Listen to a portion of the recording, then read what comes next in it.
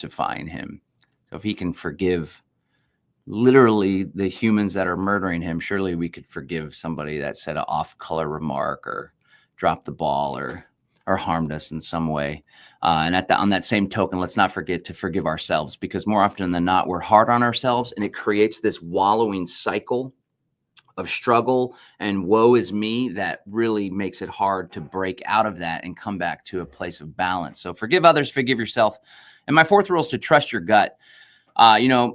41, and I've been doing activism and stuff for like 24 years now. And there's all these things that are recurring, and I'm just like a rerun, that meme. Hey, I've seen this one before. I've seen that happen in people, in movements, and you cultivate wisdom that's found in your gut. In fact, a lot of our brain and our processing power is in our gut.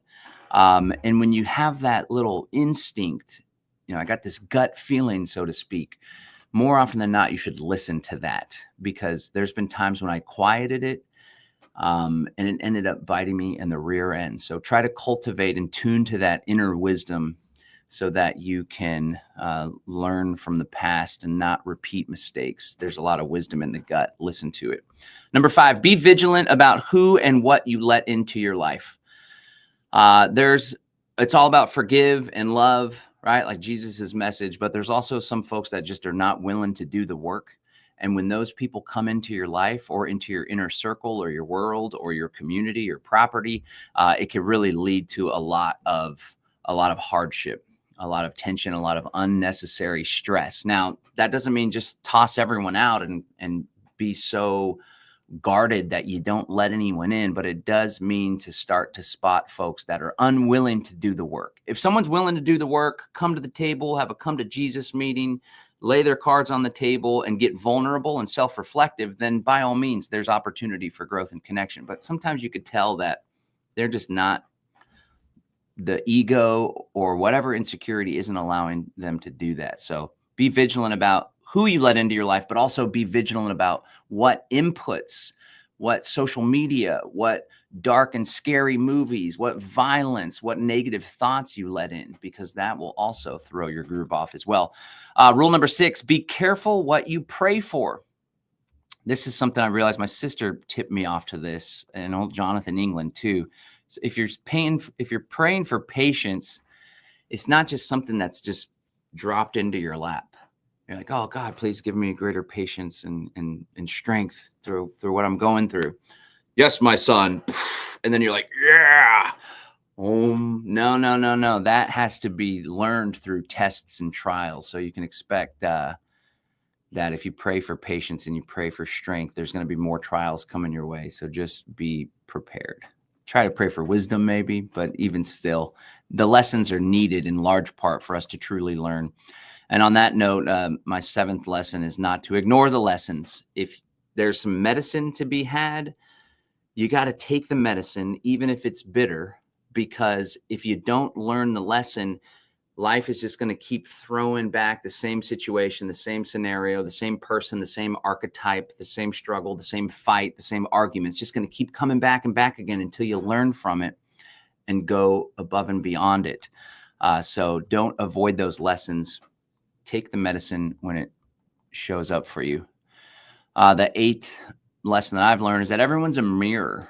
Everyone in our life, they reflect back our insecurities, our shadow, so to speak. And so when we're triggered by other people, more often than not, that's some underlying insecurity or underlying work that we need to do ourselves. People are brought into our lives, I believe, not for comfort, but for growth. All right.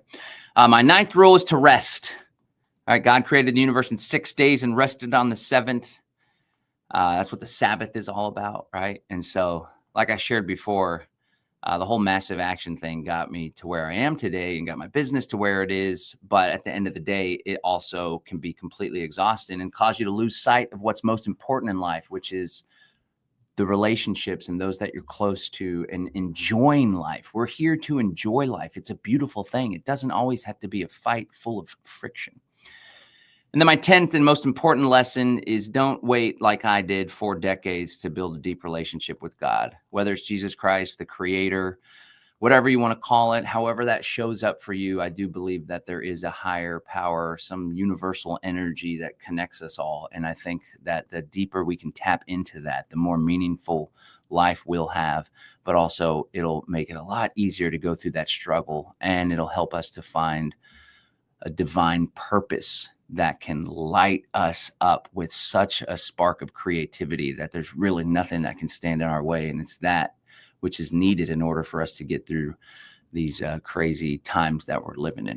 All right, so those are my 10 lessons, guys, that I learned in my entire life, but really the past year of my life, from 40 to 41. It's been rough, but I'm hanging in there and learning and growing and sharing all that I learned with you guys as much as I can. All right, so thanks for that.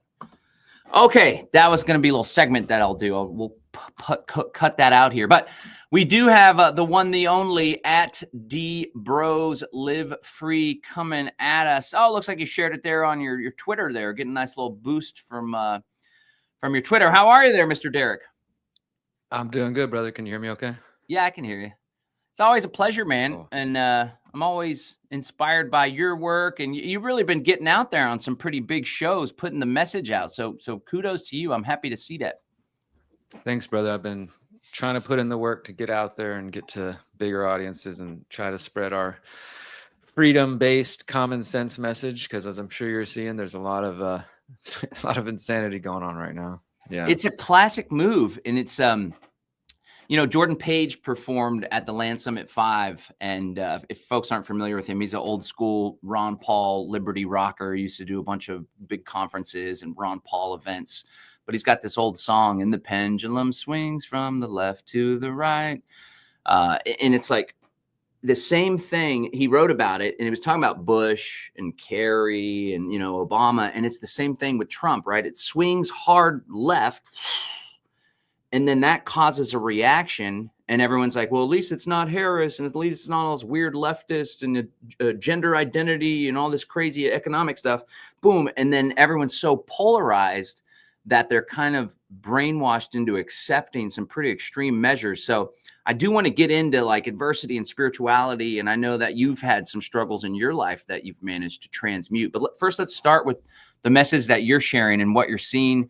Of course, with all these immigration riots, but even beyond that, just all this deception that's taking place in the modern conservative movements. What's the message that you've been priming here on all these programs you've been going on? Oh, I think there you go. A lot of the conversations have been mainly focused on Palantir because Palantir is getting a lot of attention, rightfully so, in the last couple of weeks. And then, Trump and Elon start going at each other. So some people are like, oh, is this a distraction? I'm really trying to stay focused on that. But obviously in the last couple of days over the weekend, there's protests turning into violent riots in some cases in Los Angeles. And I was actually just tweeting a little bit ago saying that I think there's a lot of people, some conservatives, not all, of course, some conservatives who are just so sucked into the Twitter, MAGA, Rumble sphere and they're in these echo chambers. Obviously, this happens left and right, but they're in these echo chambers that are just telling them that there's a mass invasion going on. George Soros is doing everything. Next week, there's going to be riots, civil war across the country, and just pumping people full of fear. And as you said, John, obviously that fear is a great tool for helping that pendulum swing back and forth like you were just describing. The other thing that I'm seeing that is honestly probably one of the more disturbing things that I'm seeing, and I'm sure, unfortunately, some of it's organic. Then there's, I'm sure, some kind of bots going on. We can never discount that. But videos of Marines or soldiers saying, we're coming to free LA, and then people cheering them saying, great, go get those protesters, round them up, arrest them, or even maybe shoot them in some cases. I've seen some comments. Again, I'm sure there's some bots out there, but absolutely there seem to be some Americans who don't know what posse comitatus is, couldn't care less, or as we've seen over the years, they care when it's useful to them. And then when they think it's going to go against their enemies, they're willing to abandon their principles. And it's not surprising. It's not anything new. But in terms of just watching Americans cheer on the idea that, yes, the military is coming to, make the streets safe again, I do think it's all part of a larger psychological operation, as I've been saying for years, that the fight against immigration, the using it to divide people against each other, the fear of the other, all of that was going to play towards Trump being able to come in and militarize the border, increase facial recognition, work with companies like Palantir, and then of course starting to round people up. And to be certain, even as an anarchist, like, sure, there are some people who came to the United States illegally and they committed violent crimes, and hold them accountable, put them in prison, charge them for the crimes they committed. But there's also people who are just living in the United States, maybe been living here for decades, or plenty long here, and who have jobs and are paying taxes and being good upstanding citizens that aren't bothering anybody. And people still don't care. They're saying, who cares? They came here illegally. Get them out of here. Whether you send them to El Salvador or whatever, we need to get every single illegal out. So there's a lot of complexities. I don't think it's as black and white as we can really dive into with our hot takes on Twitter and social media. So I've been trying to pierce through some of that. And also at the same time, I was listening to what you were saying a moment ago, trying to also hold on to my own inner peace right now and just recognize, like, there's only so much we can do. It's not going to be benefit to my health to spend 10 hours on Twitter or elsewhere arguing with people and thinking I'm going to crack through, and they think they're going to crack through to me, and just calling each other names. It just, I'm guilty of it like anybody else, but I'm trying to do better these days. And just these last few months of really pulling back from that, especially because I saw a really great tweet from Carrie Wedler that was talking about this, that, reminding ourselves that the propaganda, if it just gets you in a state of imbalance, or you're all stressed out, or you're not eating well, or you're not taking care of your mental health and spiritual health, then, what good is it really doing? Okay, maybe you argued online and one or two people might have been convinced. I still believe in the battle of ideas. As I think that's one area where we might diverge, and you're kind of exclusively focused on the exit and build idea. Obviously I care about that, and that's a big part of my work too, but I do still have this piece of me that is trying to reach anybody who can be reached. And sometimes I think that does involve going into the the battlefield of ideas and trying to combat these bad ideas, but there's a balance there too. And sometimes it just turns into just, I'm just like, wow, this person's talking to me like I'm an idiot, and I'm talking back to them that way. This isn't going anywhere. How did I find myself in this position? Let me go spend time with my loved ones. I'm here visiting family. Let me go do that. That's more valuable, right? Things like that. So yeah, it's a wild west out there right now. And we really got to hold tight to our critical thinking, hold tight to like our spirit, our spiritual connection to the creator, whatever that may be, because I think that's really what matters right now. Yep. And that's what they're trying to pull us away from. And also pulling us away from seeing the humanity and seeing God in one another. This whole idea of they're the other, the immigrant, the leftists, the rioters, but the protesters, when in all reality, the majority of the folks are just good people that are protesting, probably have family that is in the country illegally and has been there for a while or whatever. They don't want to see them tossed out, so they're showing up. One thing that came up for me, though, is because, we've had some pushback on and gone back and forth on the strategy, and you got the journalist cap and you're putting that message out there. And I've been like, there's already enough of us that are awake. We just got to really do the exit and build.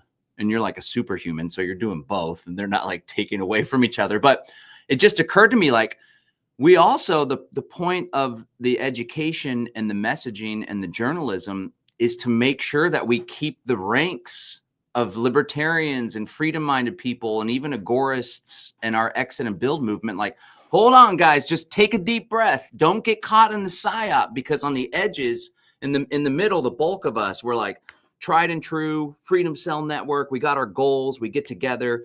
We pay attention every once in a while, but we know it's all bullshit, and it doesn't really matter because we have very little control over all these big things, but we do have control over what we're doing here.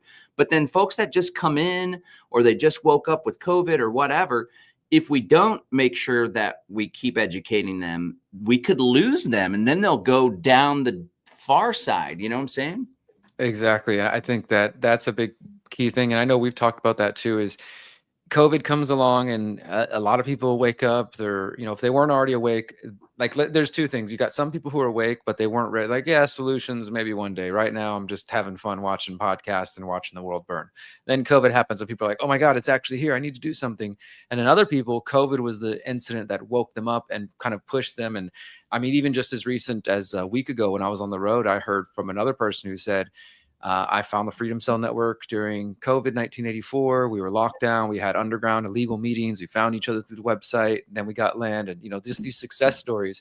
And I do think there's this component of what you're saying, John, that with every new with every new election and with different distractions that pop up, there's always the chance that we sort of lose a certain amount of people. I saw this during COVID.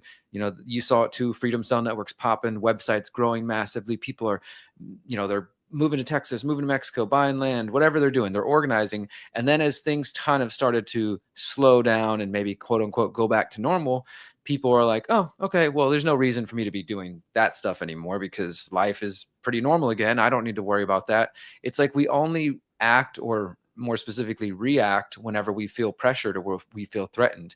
And maybe that's just a human thing, but hopefully we can, continue to inspire people to be more proactive.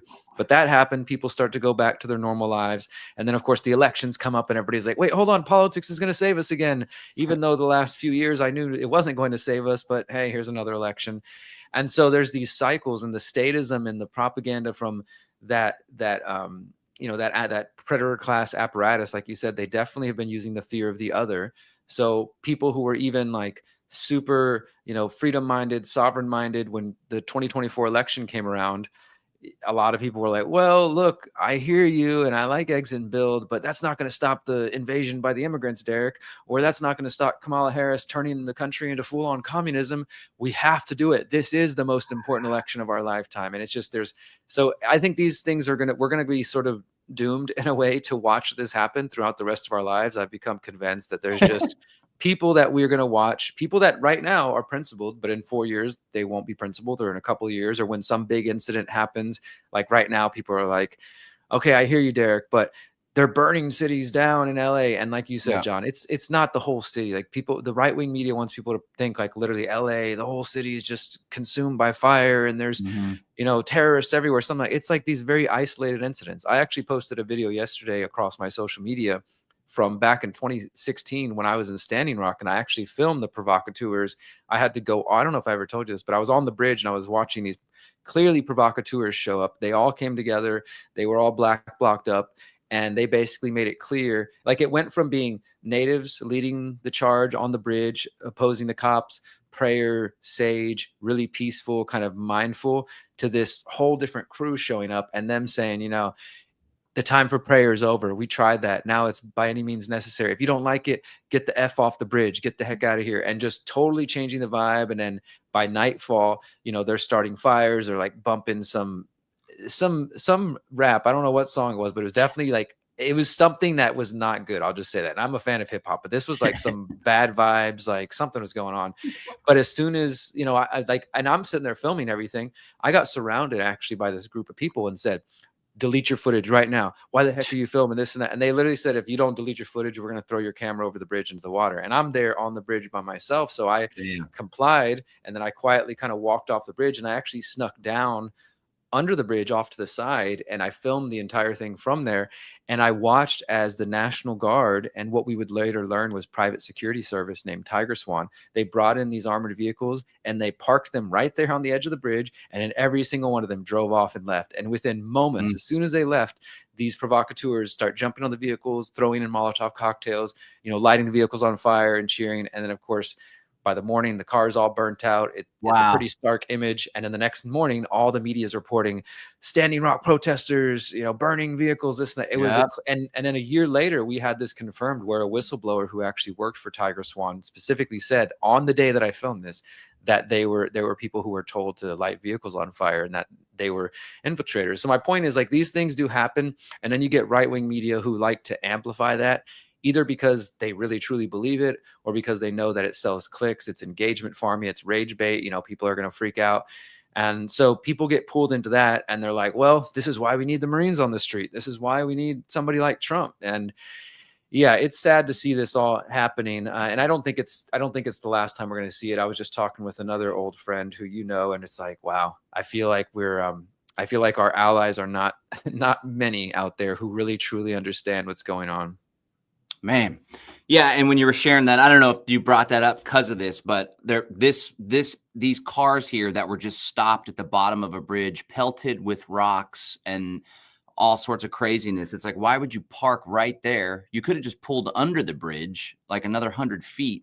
But yeah, it's all by design. And yeah, I think one thing that we always try to prime is the importance of having principles, because when you have principles and values, that's what guides you. But when you're not rooted in a principled foundation, which we both came into this from various different ways, but the whole Ron Paul revolution really got a lot of people to really understand the philosophy of liberty. And it doesn't have to be like a brand of libertarianism, but it's like self-ownership, voluntary interaction amongst one another, free markets and free exchange. And so it's like, that's what's most important. Non-aggression principle that transcends the identity politics, immigration, and this policy or that policy. And that's the world that we're trying to build. So that's the next step, is like, these are the principles. How can we build a world and build systems that honor and allow us to embody those principles without having to always be looking over our shoulder and stuff? That's what we're trying to do with this whole exit and build and freedom cell thing. And this is something that you're always saying when we're doing the greater reset, now the people's reset. It's like, we got to make sure we're talking about voluntarism, right? So for folks that are watching, we got a ton of people watching. What would you say are those important principles that people should consider adopting, and then using that as a filter to determine, what do I think about this? What do I feel about this policy or that policy? Because like you pointed out, and I know that I don't know if you're deliberately being provocative, but it's like, if somebody crosses an imaginary line, especially if they're fleeing a really shitty situation, oftentimes created by the Central Intelligence Agency and U.S. interests or big corporate mega nonsense. And they're just trying to create a better life for themselves. And they're hardworking, and they raise a family, and they're living the quote unquote American dream. So you shouldn't have the right to use violence, coercion against them. And that's when you're founded on principles. So what are these principles that are important? Maybe you could just highlight some of them. Yeah, so a few things there. First of all, you're 100% right. I mean, I think that probably one of the biggest problems we have with this cycle that we were both just describing, the pendulum swinging, not just the pendulum of politics, but the people following it and going back and forth, is the lack of principle. I can just feel like you can trace so many things back to that, because for one, people don't have a sense of self. Who am I? You know, what is my place in the world? Where am I headed? What are my goals? What are the principles that I hold? I mean, I talk about this in my book, people can pick up for free at my website, The Holistic Self-Assessment. You have to first understand yourself. And then from there, you can kind of go further and, okay, well, now that I have a sense of who I am and what I'm after and what I believe in, what are the principles that I hold, dear to me? And most people consider themselves to be moral or ethical people, even if they haven't stopped to really kind of write those down. What are my actual principles? What are my actual morals? What do I believe in? But when we start with the foundational principle, that's sometimes known as the non-aggression principle, the golden rule, like you said, self-ownership, sovereignty of the individual, the idea that I am a free, powerful person in my own right. I have the right to decide my own affairs and my own life, and that nobody out there hearing this has any right to use force, fraud, or coercion on me to make me live the way they want. And definitely that applies to government as well. I think most people do hold that true. At least they believe they do. And then, as we've learned over the years, once you bring government into the equation, there's like a disconnect. Like somebody might be like, well, I'm not going to force you, John, to do this or do that, or to not live this way, or to not do this habit or this behavior that I don't like that you do. But I'm going to go vote for the government and try to get the government to ban it. And if you do it again, then they're going to lock you up, right? They don't see this connection between, even if you're not the one committing the violence, you're the one supporting, voting for it, etc. So I also think that, what comes to mind as you're sharing that is that I don't think the majority of my audience is voluntarists. I've focused on voluntarism and anarchism over the years. I think a lot less than I did in the 2014, 15, 16, 17, when I was writing my Conscious Resistance trilogy, when I was super nerding out on anarchism and had some sort of naive hope or belief that maybe we could convince everybody to recognize that government's immoral and that we could build this movement big enough to, I don't know, but I don't have those same hopes anymore. It doesn't mean that I've given up on the beliefs. I still live them, breathe them, and talk to people about them whenever they're, appropriate, whenever it's that time. But I say that because I realize that as this conversation comes up around immigration, like you said, I made a post saying, I use the word imaginary line. I don't think I'm the first person to do so. And I mean that because I don't think the state has the right to decide borders, and without us derailing into a whole conversation about the philosophy of borders and immigration, whether or not the government should be in charge of that, I recognize that the majority of people who follow me, whether they follow on Twitter, Telegram, YouTube, etc., they do believe in borders. They do believe in government. Some of them, they like my reporting. They like some of the freedom message. I think there's the crowd that gets it. They get it all. And they're like, hardcore volunteers, agorists. They're with me on every step of that. But for example, like I've been posting about the Agorist Cipher newsletter that both you and I are part of. And I can see that gets 1/10 or less of the reaction and response that my posts about politics do, right? It's just like, not only are some people just not interested in solutions, but I do think that the vast minority of my audience are actually truly getting the message that I'm trying to put out there. And I keep trying and I keep pushing it out there, but I think that's an important point. So when I say things like that, I get negative reactions from some of my own followers, and that's fine. They don't have to believe everything I believe and hang on every word I say. But in my mind, I'm just like, you guys still don't get it. You still believe in government. You still think that the state's the solution. So I find that to be problematic. And I think that goes back to principles, that people lack principle. For example, I just posted a couple moments ago that in my mind, the resistance against the COVID lockdowns and mandates, and in some cases taking people away to quarantine centers or quarantine camps, or locking them in their homes, or taking people from their kids, all the crazy things that we witnessed during COVID-19 84 in the name of lockdowns and vaccines. There were examples when people were organizing and they were trying to stop police from taking people, and they were trying to block streets and do things like that. In my mind, even though the cause is different, when I see people organizing against ICE and trying to prevent people from their communities being taken away, or trying to block streets to stop this, I see the same principle underneath it. But I understand that some people can't make that connection. They're like, no, that's crazy, Derrick. Illegals are illegals. That's not the same thing as resisting vaccines. These people are illegal. They broke the law. So we should support the federal government taking them away. In my mind, again, outside of the fact that there are criminals, and if those criminals are held responsible for their actions, great. But I'm just talking about the New York Times story I read the other day about Carol, this Chinese woman who's been in the country for 30 years, who lives in a small rural Missouri town, and who was recently taken away by ICE. And when the people there who all voted for Trump are like, oh my God, I didn't realize this was going to happen. I thought he was going to go after the criminals, not Carol, not our local waitress. Like, oh my God, now it's really real. To me, it's just, if you have that principle that we all own ourselves, that government is immoral, just to name a couple, then, and you kind of look at everything with that lens, then it's easy to sort of know how to approach these situations. Doesn't mean you have to embrace everything that's happening in LA. Doesn't mean you have to endorse people burning vehicles or damaging private property. Because again, there's provocateurs, those are real.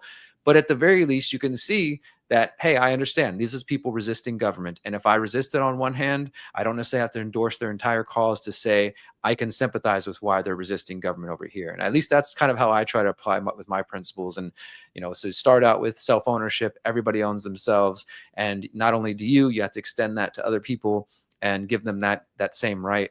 And if you approach the world with that foundational principle, I do think it changes the way you view things, and you can kind of come back to it instead of just being flip-floppy and letting the trending, triggering topic of the week, the drama of the week, sway you this way and in that way and in that way. And then if you stop and look at your actions, when you do this self-assessment, you actually realize, oh, wow, I'm not in alignment in any areas. I claim to believe this, but then actually I'm being, swayed this way and swayed this way. And I'm kind of all over the place. But if you're rooted in your principles and values, it doesn't really matter what drama happens this week on the news or on social media or in your personal life.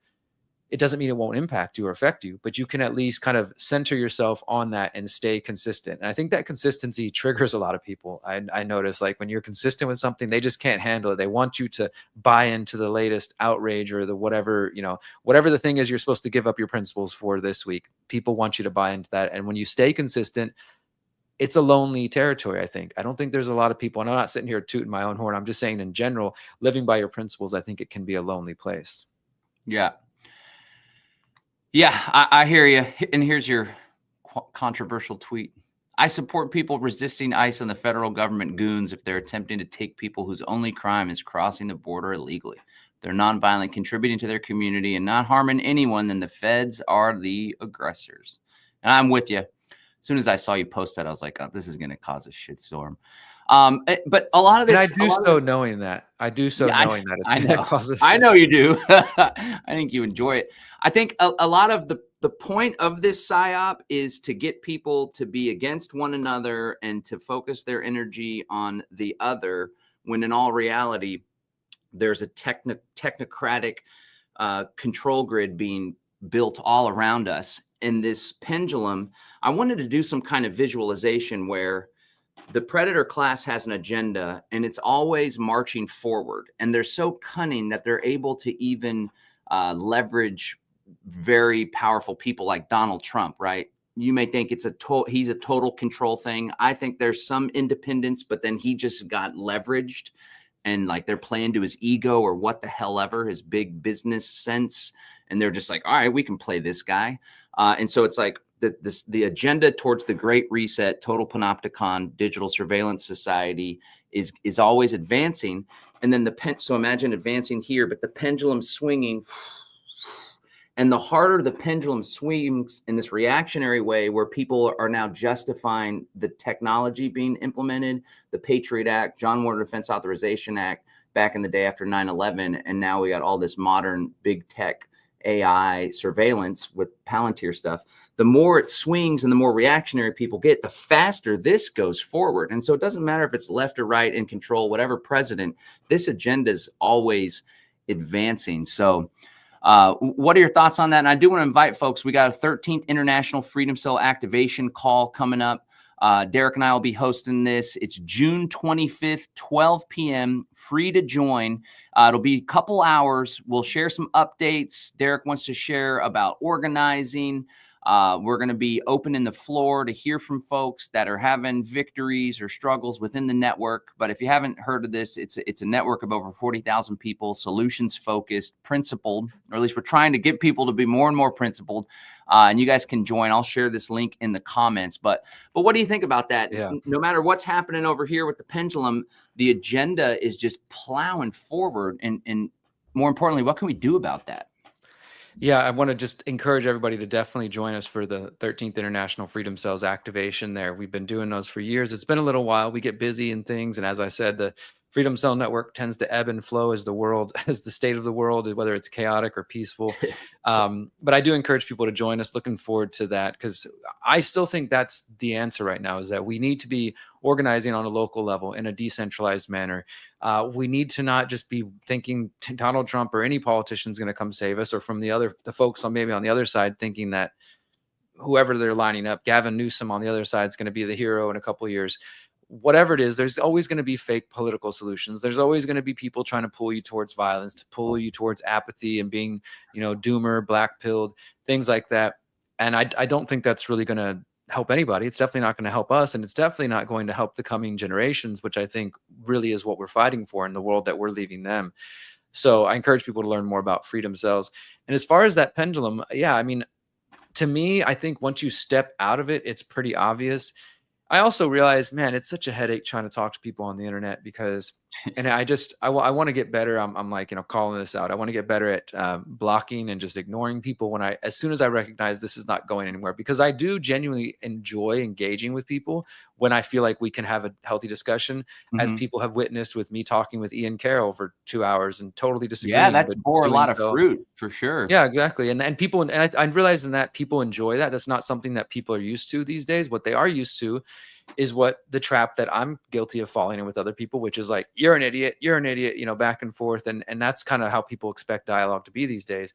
And I hate it. I really hate that. Like, when I ask someone a genuine question on the internet, they're kind of already in fight mode and they're ready to yell at me and say something like, yo, hold on. I was just genuinely curious about this question I asked you. I wasn't trying to set you up for a gotcha or something like that. And vice versa. People ask me something and I might kind of come off at them a little quick because I'm getting attacked on social media and I have to pull myself back. But okay, take a breath.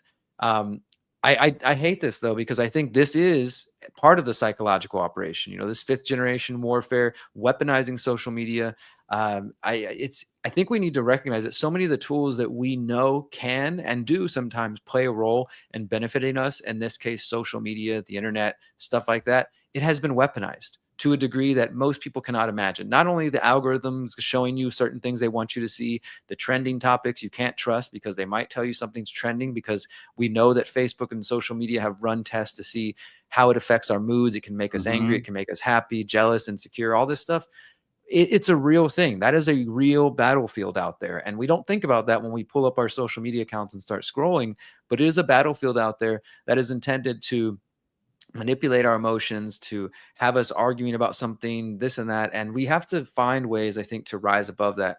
In fact, I don't use Instagram often. And the reason that I love it better than any of the other ones is because I don't use it often. When I go there, the little feed, if I check it, it's just animals, because I look up animals. It's like, okay, this is the most peaceful place for me on the internet, is just like the social media I don't use at all. When I get on the other social media feed and regen agriculture. See, that's all. I feel like there's a place for all of it, right? You were talking earlier about how, I do spend time trying to reach people. And part of it is because I've taken on the role of being an independent journalist and a writer, and I love it. This is my passion.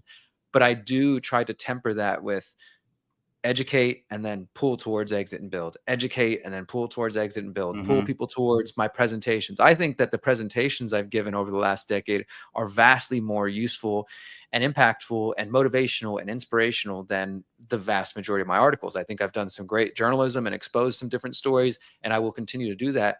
But again, I'm always trying to hook people in, especially those who are just in the sort of becoming awake and looking for answers stage of things, get them into the pyramid of power, get them into the articles, and then pull them in and teach them about freedom cells, teach them about exit and build, encourage them to watch my presentations, which are all free at theconsciousresistance.com. And I've been speaking publicly for 12, 13 years now.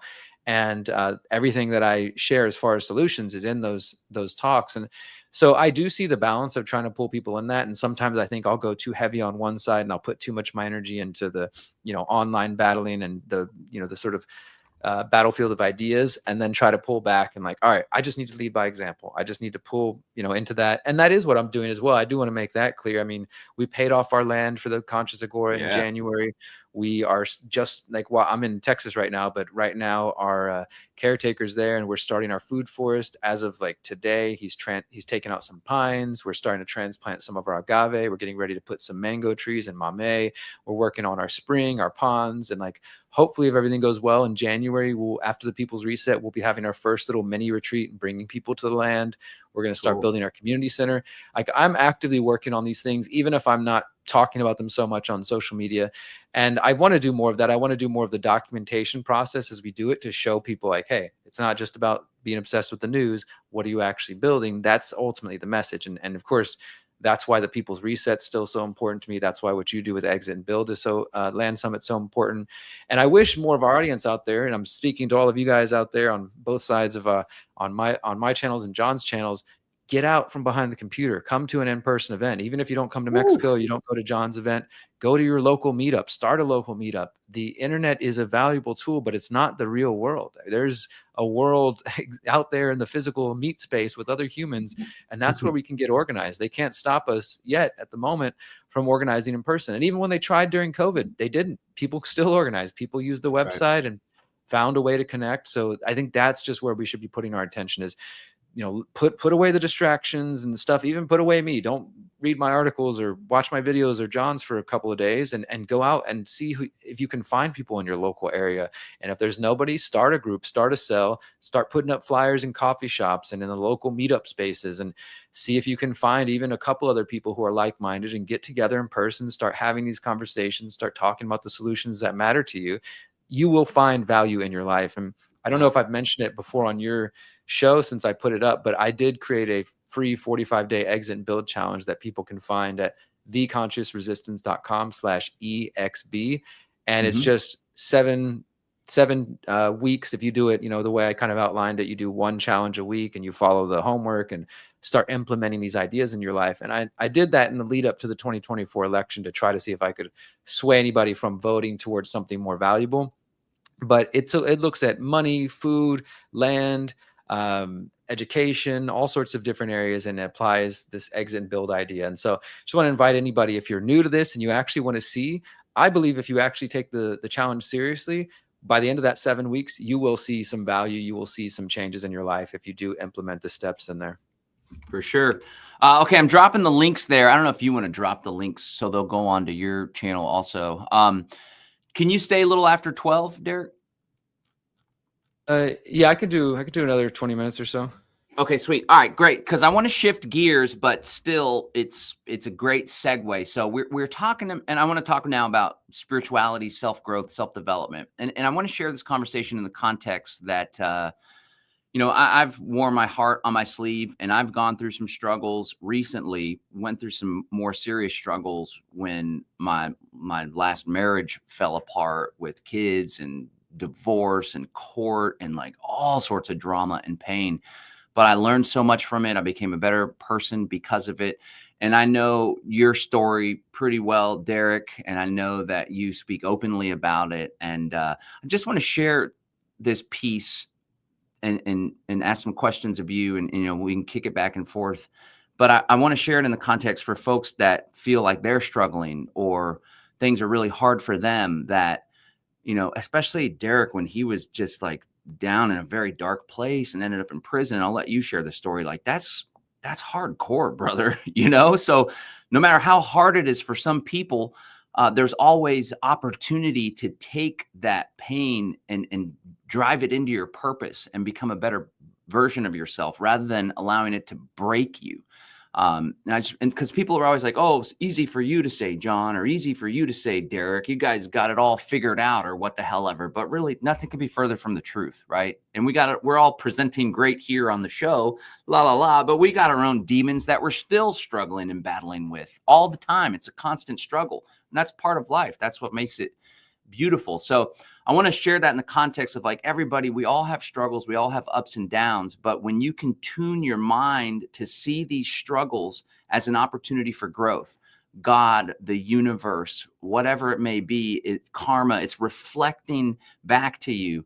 And if you can look at it through that mindset, it not only does it make it easier to go through the struggle, because it's all happening for a reason. It's not happening to me. It's happening for me, so I can become a better version of myself, so I can be prepared for what's next to come.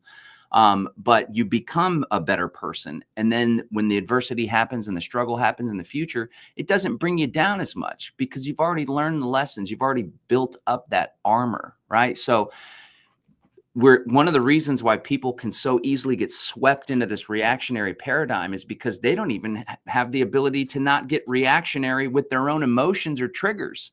They're not rooted in like a spiritual grounding that when somebody says something, they get triggered, they get emotional, it turns into a whole, let alone on social media and arguing with the TV or whatever. It happens in our own relationships. So maybe you could just start by sharing, like, I know that you had a lot of challenges in your upbringing and with your father. And I know that instead of like facing that early on, you turned to drugs. So can you just share that story and then how it actually ended up transforming you and making you the person that you are today? Yeah, I think it's interesting because, like you said, John, when we're faced with challenges, we can either kind of, grow through them, rise above them, or we can sink further. And sometimes we wallow in self-pity. And I feel like I definitely did that at a young age. Just briefly, for those who haven't heard me share this story, I'm 40 years old now, but 20 years ago, actually 20 years ago this November, I got locked up at 20 years old, right before I turned 21. I'd been addicted to crystal meth for probably about 10 months before that, leading up to that. And then before that was, hooked on other substances and drinking all kinds of alcohol. And just, I went through basically a couple year period from 2003 after graduating high school and going to college for a little bit before I basically couldn't sustain it, and got sucked into the whole world of drugs and criminal activity and, just all kinds of stuff that I wasn't prepared for. And that came for me after spending my young life watching my birth father, do the same thing. I grew up, my earliest memories are my father's already in prison, and we're going to visit him in prison. He gets out every now and then, comes and visits us. Then the next thing we hear, he's back in prison, then he gets out. This was just a cycle I dealt with all of my earliest memories. By 7 to 8 years old, I absolutely remember being suicidal and being just completely depressed. And just, even if I didn't really maybe understand what that word meant, but just the idea that I didn't want to exist and that I didn't want to be here. I didn't really have the proper tools. I had my mother around, and she was trying her best to take care of her 3 kids with her ex-husband, in prison for his own drug addiction and all the trauma that comes along with that. And I didn't have the tools to deal with it. So by the time I got to my rebellious teenage years, that sadness transformed into anger. And I actually remember being at my grandmother's house, It was one of the times my father was getting released from prison. It was Christmas, and it was a big deal in my family because my father was going to be allowed to come visit my grandparents' house again for like the first time in 20 years or something. They had some kind of drama since before I was born. And so everybody knew this is like a big Christmas. And as soon as my family arrived and, my grandma opened up the door, I just knew right away, he's not here. Something's not right. Just the way they were acting. And shortly after that, I remember walking to the bathroom and overhearing my grandmother tell my mom, he's already locked up again. He's already, he's not going to show up. He's already, he just had a habit of falling right back into his drug addiction. He was dealing with his own trauma and his own pain that unfortunately he never dealt with before he passed away from a drug overdose. And I remember just going to the bathroom, 14 years old, after hearing that and just crying my eyes out, staring into the mirror and just being like, fuck this. I'm never going to let anybody hurt me again. And just like, I swear I said those words, and just this kind of like shell of hardness I attempted to form around me. Of course, there's still that hurt underneath, but that was really the beginning of my destructive period, I think, up until me getting locked up. 14, 15, 16, 17, all through high school, junior high, I start getting into fights, start getting tickets, etc. I was still an intelligent kid in advanced classes, graduated high school early. I graduated the first semester while all my friends were still in school. I was going to college, but I was also just miserable. I was just angry. I was depressed. I hated seeing happy people because it reminded me of how miserable I was. And then, as I said, by the time I graduated, I discovered alcohol. That turned to drugs. And then I ended up locked up at 20 years old. And when I got locked up, I wish I could say that there was some sort of, big moment. I guess there was in some ways, but really I just felt like I had no other choice. Like everything I just described, I knew what my father's life was like. He was institutionalized from going in and out of prison, and he was just, just traumatized and all this stuff. And I knew I didn't want that. And I felt very much like I was such a hypocrite. I was so angry at him my whole life. And then now I'm getting arrested for drugs. And I didn't have any kids of my own, but I did have a very young little brother, 6 years old, 7 years old at the time. And I remember kind of having that moment of feeling almost, like a father figure in that way of like, dang, I'm leaving him behind in the same way that I felt left behind. And all of those feelings and emotions were enough for me to be like, I got to get my shit together. I can't do this. I could clearly see there was two paths in front of me. And one was the path of familiarity of what I used to call the family tradition, going to prison, drugs, alcohol. It's very prominent on both sides of my family, going back at least 3 generations from all sorts of trauma. And I was like, I could continue the family tradition, or I could try something else and see what's over here. And so while, like I said, it's 2 paths, 2 choices, ultimately it felt like there was no choice. I had to change. There was no other option. It was, I guess that's what people consider rock bottom, right? It was like, that was what I felt like the lowest of low. My family couldn't help me. My girlfriend couldn't help me. I'm facing at least, I got convicted, felony drug possession, 2 years sentenced, and I was going to do at least a year of that. And in that place, it's just like, there's no other choice. I can just sit here and be angry. I can sit here and be sad. I can become a better criminal, which is what some people do when they're locked up. Or I can really figure out like how the hell I got here and make whatever choices I need to do to make sure that I don't come back. And it wasn't just like, just like that. I did a full year and I got out, and I only lasted 6 months before I went back. For another 3 months, they sent me back. And then, so I ended up doing in the end 19 months in Texas state institutions between county jail, Texas state prison, things like that. And yeah, so between 2005 and 2008, I was just bouncing in and out of that world. And I was still learning at the time. I got into meditation, got into prayer, started to do a lot of trauma healing and opening myself up spiritually, where I never had been very much open at all. In fact, I was very much like anti-God, anti-religion. And I still am very much anti-organized religion, but I wasn't open in any way. That all started to change once I got locked up. And yeah, so I mean, I think that we each get faced with different decisions, whether it's what I just described or something more traumatic or, something else. And it doesn't really matter. Ultimately, they're all challenges that we face as human beings, and we have to decide what really matters to us. I just recognize that spending my life behind bars, that's not what was for me. I had no idea this was going to be the life before me. I wasn't an activist in any way when this was going on. I had no intentions of being an activist. This was nowhere in my mind at all, this reality. It was just, I got to fix my life. And once I did that and I got out, all of these beautiful things that are now a part of my life started to present themselves. I got out as a felon. I had the experience of being a felon and started to go down that rabbit hole. And eventually, like you said, I found Ron Paul, and the rest is history. But this traumatic stuff happened well before that. And so I think that whatever challenges you face, you have to find that strength within yourself. And there's nothing you can really do, whether you're talking about drugs, whether you're talking about people who are just living unhealthy, whether they're just not content. A lot of people aren't using drugs, they're not gambling, they're not addicted to sex, they're not, they don't have any of that sort of stuff going on, but they're just not happy. They've got all the appearances of happiness. They've got the house, the cars, and the typical American dream we're all sold, but they're still not happy. For some people, that dream fulfills them, but I think there's lots of people who chase these things because they're shown them through media and propaganda, but ultimately they don't have that spiritual element and that sort of being content with themselves. And that took me a long time. The root of all those problems I described for myself was self-love and self-worth. That I had none of those things growing up. And it wasn't because I didn't have a mother showering me with love. She definitely very much did, and did her part to like try to be there and be mom and dad to me and my brothers and sisters. But I just didn't have it in myself. And part of it was related to my father, but ultimately I had to accept it's like, he's not going to give that to me. I can't sit around and wait forever and expect that. And especially since he's passed away, it's like I had to find peace within that. I have to find some level of self-worth in here to give a damn about my own life. And when I was very young and I was dealing with all that depression, I had none of that. That's why I was suicidal. That's why I did a lot of self-harm and cutting myself and drug abuse and things like that. And it took a long time.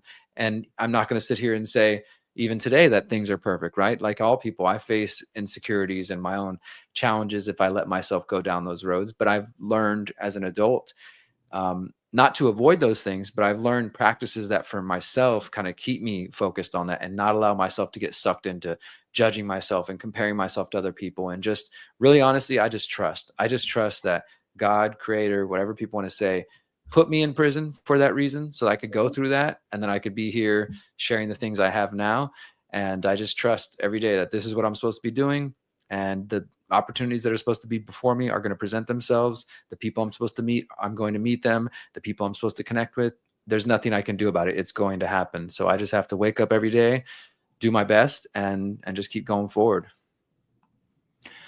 Well, you're doing a pretty damn good job there, Derrick. And I appreciate how you're vulnerable and you share all that. And I know that it's really fulfilling for you when you share that. And there's folks in the audience that come up, or you get messages about people that are struggling with addiction and some pretty serious trauma. So thank you for sharing that.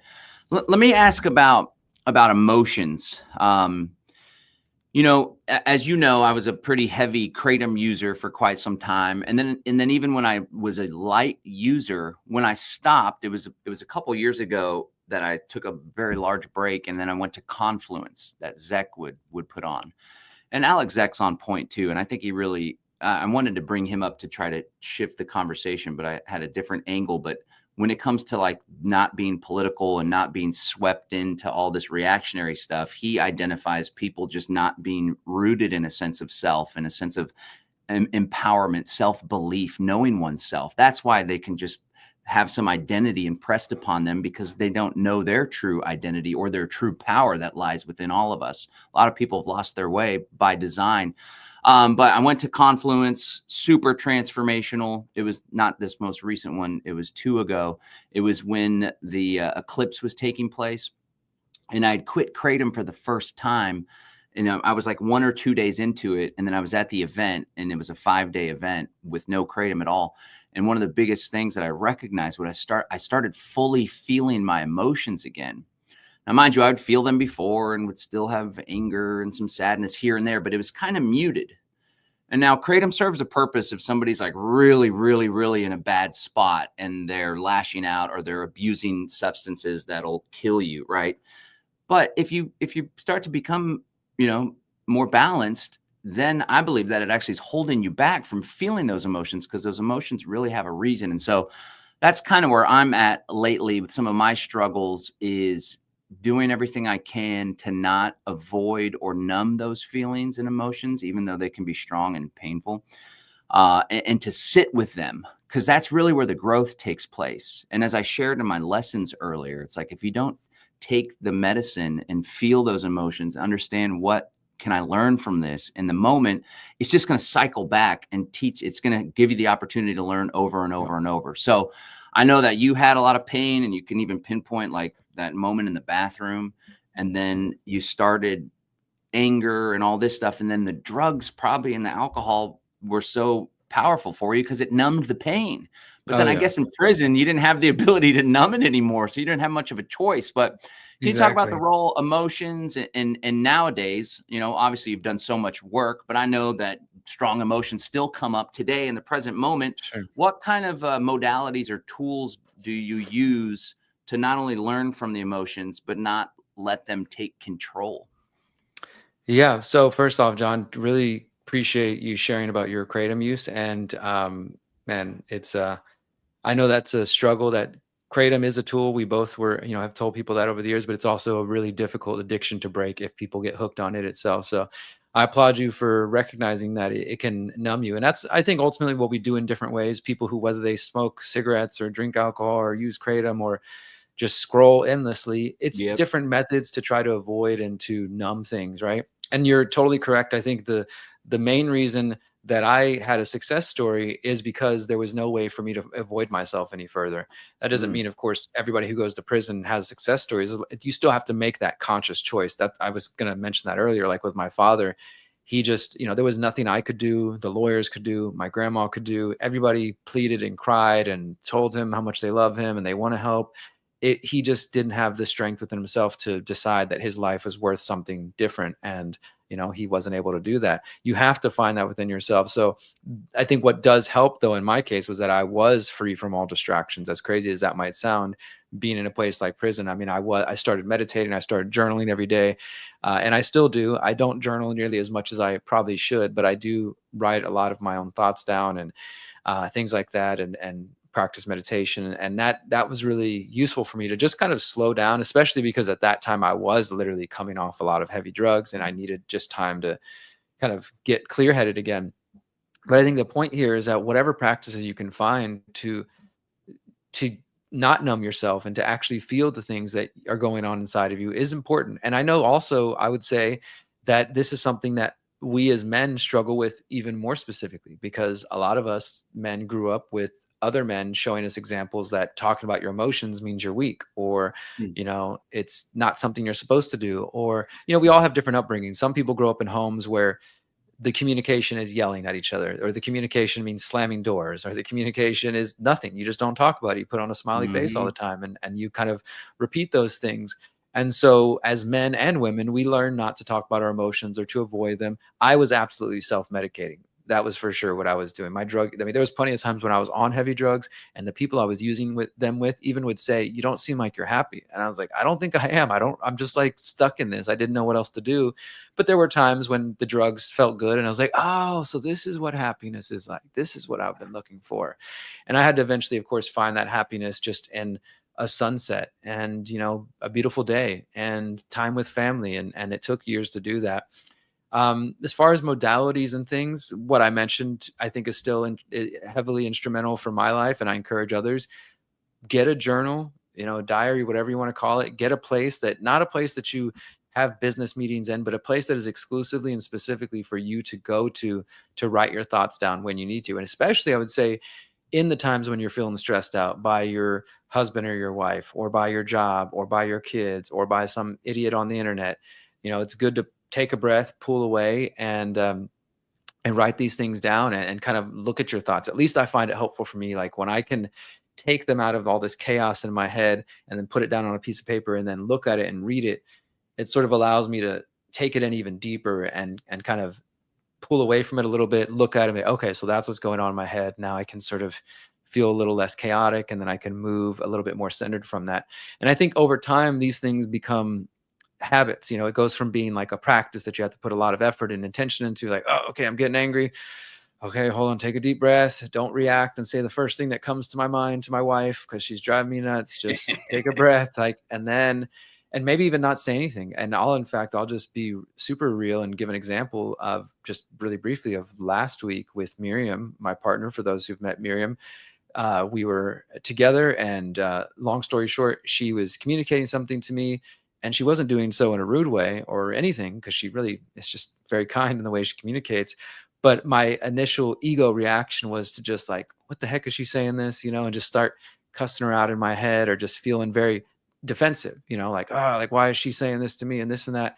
And I didn't say anything of it. And this is, I think, part of that process. Younger Derrick would have just said the first thing that came to mind and said, what the fuck are you talking about? Who are you? Why are you telling me this? You don't know anything.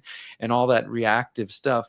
Instead, I sat quietly, and there was that part of my brain or my soul that felt that. And I let him have that space. Okay, you feel that way. You're feeling triggered right now. You're feeling like, why is she saying these things to you?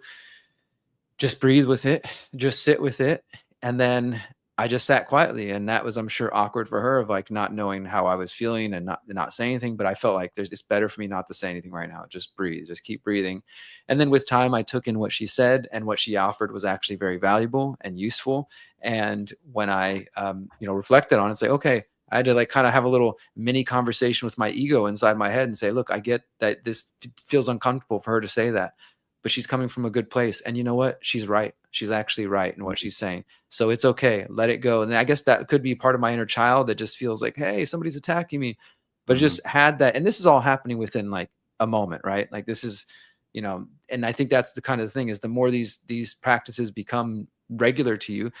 Buddha said it best, like your habits become your destiny. Your habits become, I can't remember the full thing, but it's like, okay, your thoughts become your words become your actions become your habits, and your habits become your destiny. Nice. And that's like, so it starts just here. It's a practice, but then the more you get used to it, it just becomes second nature. And in that moment, I had to go there and like, okay, feeling some tension rising up in my chest. Don't say anything. Reflect on this. Keep reflecting. And even if my end result was, I don't agree with what you said, at least I can say that and communicate it in a way that's not coming from this super reactive place. I can say, hey, baby, I hear you. Thank you for communicating with me. I don't agree with that. This is how I feel, right? And that all takes work and energy and time and effort. And I guess it's all up to each of you. Do you care enough to want to be in that place? I know for me, it felt really good. I was like, holy crap, like this feels good. Oh my God, we're not arguing. I'm like actually rising above that, ego stuff, and just sharing, saying, I gave it a little bit, and a little while later I communicated and said, baby, the reason I didn't say anything is because, and I just explained everything I just did. I was like, I was feeling this way. I didn't want to say anything back, but now I'm hearing you, and you're right. You're correct.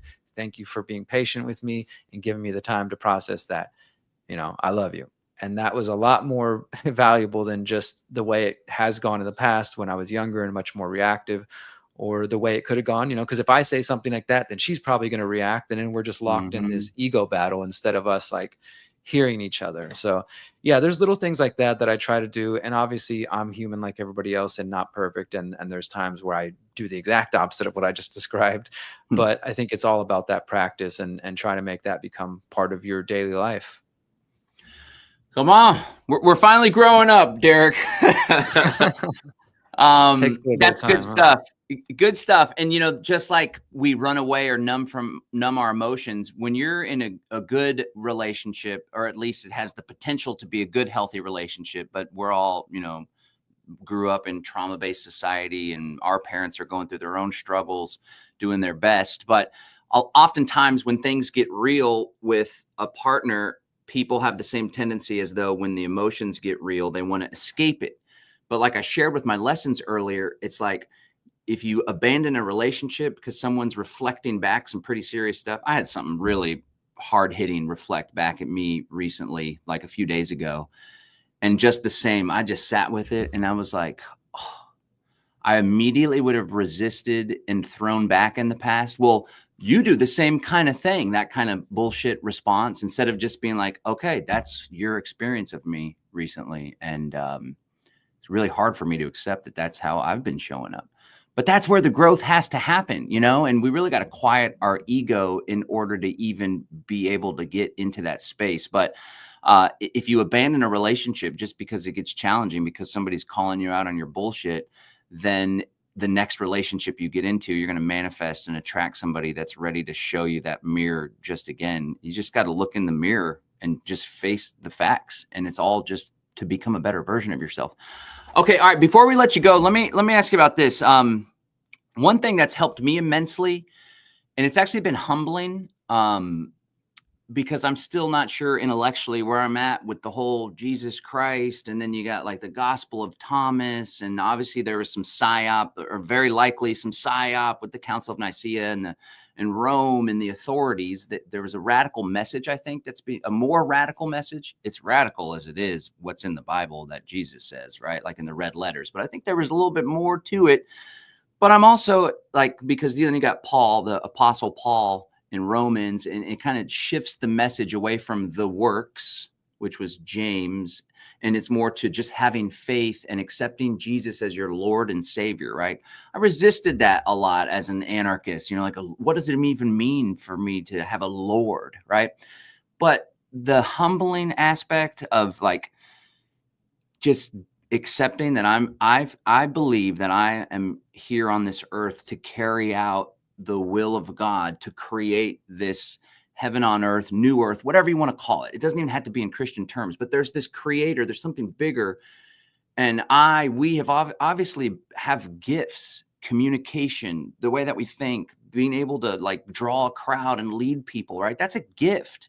And I feel that we have an obligation to the creator, to our fellow human beings that all have divinity within them, to carry this work out. And that's actually been something that's really helped me immensely in dealing with some of my demons, dealing some of my vices and bad habits.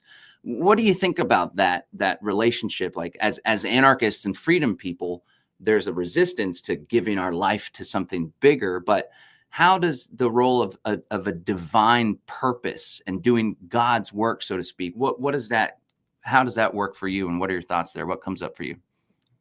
So I have a lot of thoughts about Christianity, which I won't be able to share today, but I put some of them in the 16th episode of the Pyramid of Power. People can check out about religion and secret societies. But a lot of what you said, I agree with, John, as far as like, thoughts and concerns about the Council of Nicaea, the changing of the books by the hand of man, the idea that Paul maybe have sort of co-opted the message and took it in a different direction, as well as interest in conspiracy theories around Christianity. Was Jesus actually a mushroom cult? Was Jesus a real person or not? Was it really Mary that was leading things, and it's actually the patriarchy that changed that over time and made the church about popes when it was actually women, leading things? There's a lot of theories and a lot of interesting books and documentaries out there about them. I don't know if they all can be true, but I do find it fascinating. And I spent quite a bit of time trying to understand it. By no means an expert in any way, but I grew up in a Christian home. My mom, I literally wait when I'm here visiting my mom, I come downstairs and she's reading her Bible every morning. Like, this is her tradition, her practice, and the younger version of myself tried to debate with her and tell her what would have tried to say, hey, Mom, have you ever heard of the book of the Gospel of Thomas? Have you heard of this book or all these extra books? You're only getting part of the story. And I do believe that. But also at the same time, I've learned, like with my mom, like, you know what, this is something that whether I fully agree with it or with all the questions I just mentioned, it's something that's bringing her peace. So I'm going to just let her have that peace. I don't need to sit here and like debate her about it and try to get her to understand it from the way I do. And so that's one thing, is I think I've come to play more of a place of acceptance of like, if that's what makes someone happy and brings them joy, then I can understand that. And then of course there's the other intellectual side of me that does want to understand it, like practically, logically, right? But maybe the connection to God isn't meant to be understood logically. I also kind of have space for that in my mind, that maybe it's true that man has corrupted the message of Christianity and everything that's entailed in there. And maybe it's also true that the Abrahamic religions are a tool of control. And maybe it's also true that the books were changed by the hand of man after the Council of Nicaea, and that Jesus's message, if he was real, has been corrupted. Like, I hold a lot of these kind of competing and conflicting thoughts in my mind, and I still find a lot of interest in trying to understand it. And that'll probably be a lifelong study. As far as like the message of Christ, the general belief in that, it's something that I do support. I mean, I think the message that I most support is the idea that the kingdom of God is inside of you. Like, and I think that's from the Gnostic Gospels. That's not in the mainstream Bible. I think that is a message that, if it's true, as these books propose, that Christ also said that, then what he was proposing is that you don't need to look outside for external saviors, including popes, priests, pastors, church, that the kingdom and the connection to the divine is something that is an individual thing. It's a personal thing. And, Christ was allegedly saying, go out though and spread the gospel and spread the message. But I don't think he said form mega churches and do, all the things that we're seeing today that I do have problems with. I think instead, like, the message was that there's a way for each of us to connect to the divine, to connect to the spirit, that is individual and unique. And of course, we can build community around it. I don't think that one needs to say, I give my life over to Christ, or whatever the magic words are. And I don't mean that in a mean way. That's just kind of how I see it. That to me seems like a very man-made idea, that say these words or you're not going to make it in, and you're going to, be bound to burn in lake of fire forever. That's just not something I can jive with. And maybe I'm wrong. Maybe that's what I'm going to be doomed to, because I don't believe in that. But I do think for a lot of it, it seems like man-made ego, and, just those are not characteristics that I would ascribe to an almighty, all-knowing, omnipotent, omniscient God, that this sort of say these special words, otherwise I'm not going to accept you and love you and welcome you into my kingdom, sort of thing. I also have problems, with, not to get too far off track, but with this sort of patriarchal God as a he. I'm not saying God is a woman either. I just think God is probably beyond either of those designations, that we can understand. And so there's a lot of, and him with the capital H, and he, and this sort of thing in Christianity and the Abrahamic religions in general, that I have philosophical issues with. That to me, it's just like, and the way that I've been taught with the creator, what we call, the Lakota word is Wakantanka, which means like the great spirit, the great mystery. That is what most native traditions teach about. It's this idea that the creator is beyond something that we can even understand. And the creator is the grandfather stones. It's the plant nation. It's the animal nation. It's the human nation. It's everything that we can see and that exists around us, even the horrible parts. And that creator breathed life into all those things. And so I feel like creator gave me a specific task, gave all of us a specific task, breathes life into us. And by protecting the earth, by recognizing the beauty in nature, by protecting your fellow man, and by being a good person, you are embodying, whether it's that Christ consciousness or just a respect for the divine, you're connecting to the creator. And so that's kind of more where I come from. That doesn't mean that I don't think that Christ doesn't have some things to offer or other things like that. But I tend to see I think people might put themselves in a box almost and think that if I'm not going into this church, or if I'm not saying these specific words, etc., then God is judging me. And the God that I believe in, the creator that I believe in, is above and beyond those sort of human designations and judgments. Love it. Yeah, I appreciate that. And I think the whole Yahweh, Christian God, long white hair, beard kind of vibe is just something that makes it easier and people more comfortable to even contemplate what God is, female, male, or whatever. Yeah. And I think it's an energy, and it's okay to not understand that. Like you said, like the intellectual part of us, that's also like an ego part. Like, I got to figure it out. I got to have a grasp and control over it. But in all reality, I appreciate that in the Lakota tribe, it's known as a mystery. It is a mystery. And that's what's beautiful about it. And yeah, so the Gospel of Thomas does go deep within to it, the self-knowledge and kingdom of heaven within. That's also in the canonical gospels.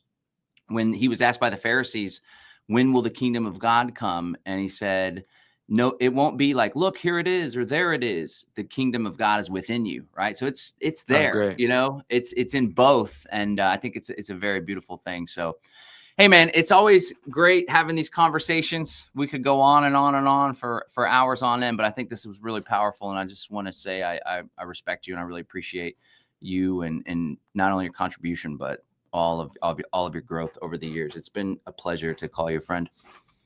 Thank you, brother. I appreciate it. And the same back to you, man. Thanks for having me on. This is a fun conversation. And thanks everybody for listening. See you guys out there. All right. Peace. All right. Thanks, Derrick. All right. There you have it, ladies and gentlemen. This was our first show back after a few week hiatus since the Land Summit 5. I thought inviting Derrick would be great. So I want to thank you guys for tuning in. Again, this is the Live Free Now show. We're going to be doing this every Wednesday. For now, 11 a.m. Central every Wednesday, where I'll bring you news, views, tips, and tools you can use to live a free, prosperous, and healthy life. We'll be talking about growth, reflection, exit and build strategy, practical tips, and really just having having an all-around good time with life. I want to encourage you guys not to sweat the small stuff, to look on the bright side, and to take a deep breath, because everything is going to be okay. All right, guys. Remember, we got the Freedom Cell International activation call coming up. The activation call coming up June 25th. That's a Wednesday, June 25th at 12 p.m. Central.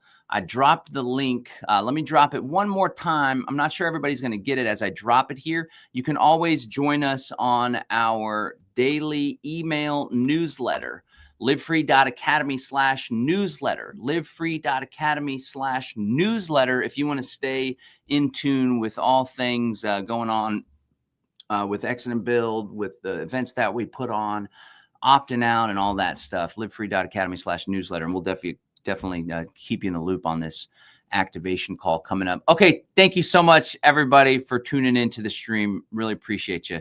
Until next time, peace and freedom. Bye.